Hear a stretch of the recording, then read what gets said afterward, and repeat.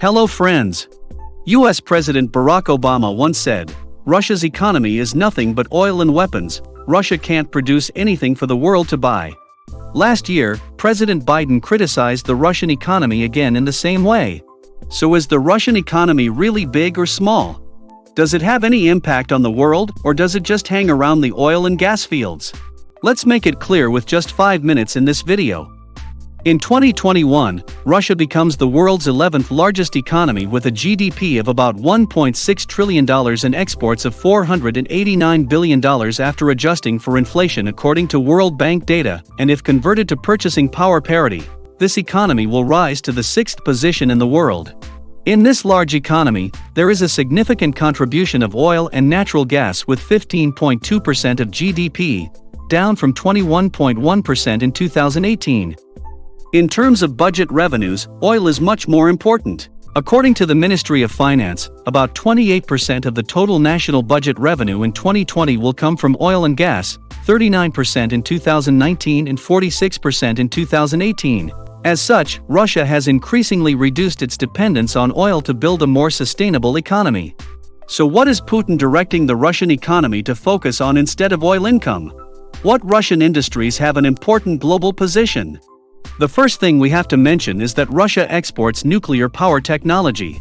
Currently, Russia is the largest supplier of nuclear technology and services on the planet with total orders worth more than $138 billion with customers from 11 countries. In addition, Russia is also the world's leading source of nuclear material with about 43% uranium, 20% converted uranium. Second is the weapon. Russia is currently the second largest arms producer and seller in the world, and the first place you probably already know is the United States. According to the International Institute for Peace Studies, between 2016 and 2020, Russia sold weapons to at least 45 countries and accounted for 20% of all arms exports globally. In 2020, the arms business alone brought Russia up to $15 billion. The leader of this country also said, "Other countries have signed a lot of contracts with a total value of up to $50 billion of weapons waiting to be handed over."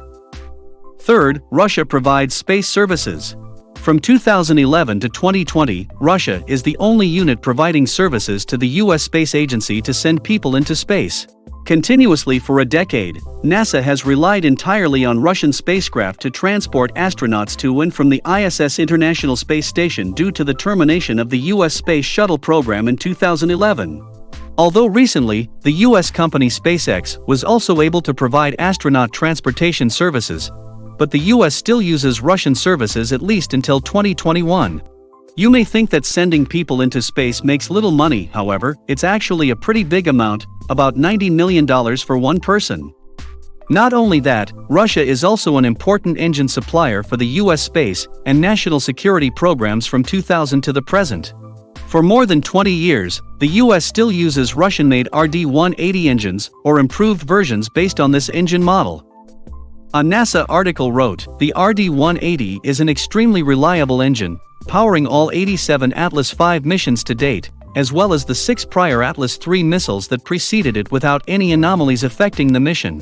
Use of the RD-180 is expected to continue through 2022 following a special amendment to the U.S. National Defense Authorization Act of 2015, allowing the use of 18 more rocket engines designed or manufactured in Russia, although the United States has tried to end its reliance on Russian-made space technologies.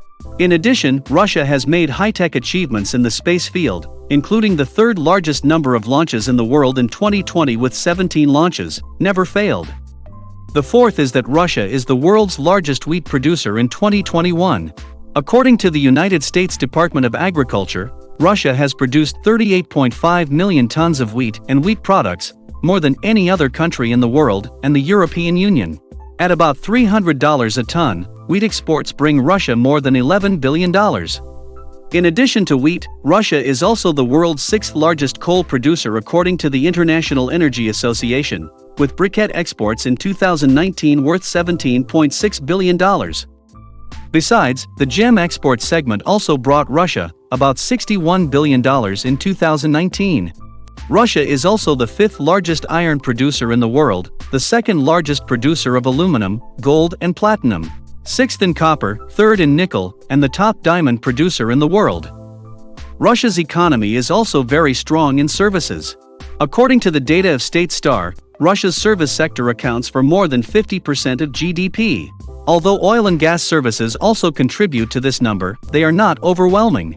The services that make Russia the most money are finance, retail, telecommunications, electricity, and transportation. Thus, the Russian economy is very large and has an important global position. In addition to oil and gas, which currently accounts for only 15% of GDP, Russia also has a very developed service industry. The Russian economy is also very diverse, from aerospace to exports of gems, weapons, metals, food, and nuclear technology.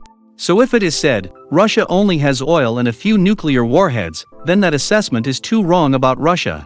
Thank you for watching the whole video, goodbye and see you again.